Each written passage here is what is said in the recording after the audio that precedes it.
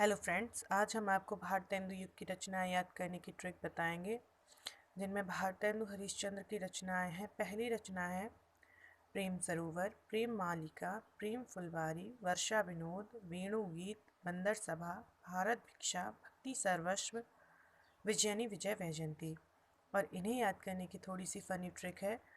हम इन्हें एक कहानी की तरह याद रखेंगे। जैसे कि हम समझते हैं कि जब भारतेंदु नहीं थे उससे पहले क्या था, चारों तरफ प्रेम की सरोवर थी, प्रेम की मलिका यानी प्रेम की मालाएं पहनाई जा रही थी, चारों तरफ प्रेम की फुलवारी फैली हुई थी।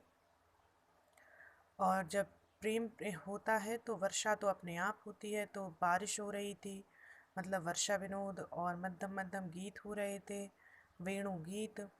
उसके बाद एंट्री हुई भारतेंदु हरिश्चंद्र की, और उन्होंने देखा, चूँकि भारतेंदु हरिश्चंद्र का टाइम पीरियड 1850 से 1900 के बीच है, और उस समय तो भारत में चारों तरफ क्रांति होनी चाहिए थी, अंग्रेज़ों का शासन था और अंग्रेज़ों को बाहर खदेड़ने के प्रयास करने चाहिए थे। तो भारतेंदु ने देखा तो उन्होंने कहा, यहाँ तो बंदरों की सभा बनी रखी है, मतलब सब लोग अपने अपने प्रेम में ही उलझे हुए हैं, किसी को देश की चिंता नहीं है। तो उन्होंने क्या कहा, फिर सब लोगों को समझाया और उन्होंने भारत के लिए भिक्षा मांगी।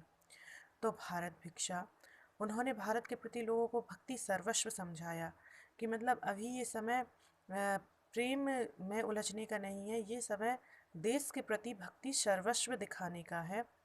तब उन्होंने सबको समझाया और आखिर में भारत ने अंग्रेज़ों पर विजय प्राप्त की। तो विजयनी विजय वैजयंती। इस प्रकार से हम भारतेंदु हरिश्चंद्र की रचनाएं याद करेंगे।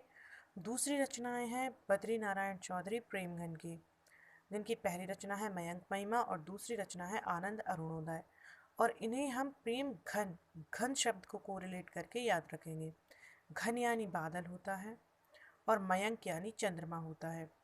तो चंद्रमा कहाँ होगा, घन में ही तो होगा। तो इस तरीके से पहली रचना हो जाएगी मयंक महिमा, मयंक यानी चंद्रमा, चंद्रमा की महिमा मयंक महिमा। और दूसरी रचना है आनंद अरुणोदय, तो आनंद अरुण का उदय भी कहाँ होगा, घन में। ठीक है। अगली रचनाएं हैं प्रताप नारायण मिश्र की, जिनकी पहली रचना है मन की लहर और दूसरी रचना है बुढ़ापा।